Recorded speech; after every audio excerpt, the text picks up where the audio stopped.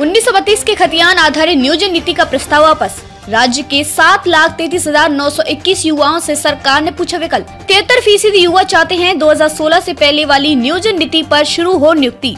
हेमंत सोरेन की सरकार में बनी नियोजन नीति को झारखंड हाई कोर्ट ने असंवैधानिक करार घोषित करते हुए रद्द कर दिया। इसके बाद राज्य एक बार फिर नियोजन नीति विहीन हो गया। युवाओं में इसे लेकर काफी आक्रोश भी देखने को मिला। वहीं राज्य सरकार ने युवा से नई नियोजन नीति का वादा किया। राज्य में नियुक्ति प्रक्रिया शुरू करने के लिए क्या विकल्प हो सकता है? इसके लिए 7,33,921 युवाओं ने सरकार से राय ली। इसमें 73% युवाओं ने कहा कि साल 2016 से पहले की जो नियोजन नीति थी उसी के आधार पर नियुक्ति शुरू की जाए, जबकि 16% ऐसा नहीं चाहते। वहीं 11% ऐसे भी युवा हैं जिन्होंने उचित सलाह नहीं दी। राजभवन ने लौटाया था प्रस्ताव। राज्य सरकार ने खतियान आधारित नियोजन नीति पर अंतिम निर्णय लेते हुए विधानसभा से विधेयक पारित कर राज्यपाल के पास भेजा था। राज्य सरकार का इस संदर्भ में स्पष्ट मानना है कि 1932 के खतियान आधारित नियोजन नीति एवं पिछड़े वर्ग को 27% आरक्षण देने के विषय को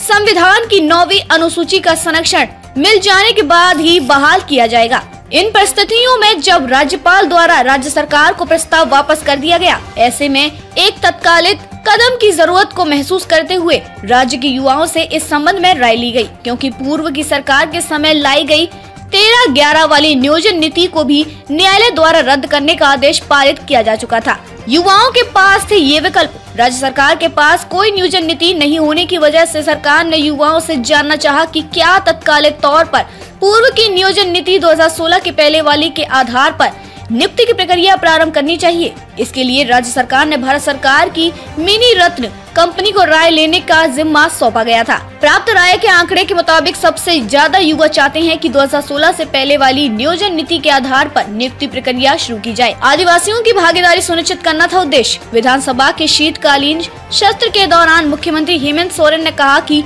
सरकार की मंशा थी कि राज्य के 3rd और 4th ग्रेड की नियुक्ति में राज्य के आदिवासी और मूलवासियों की 100% भागीदारी सुनिश्चित हो। लेकिन नौजवान जो चाहेंगे उसी मंशा के साथ सरकार जाएगी और उन्हें बेहतर अवसर प्रदान किया जाएगा। वर्तमान सरकार ने स्थानीय भाषाओं एवं लोक संस्कृति की जानकारी को नियोजन नीति से जोड़ने का प्रयास किया था।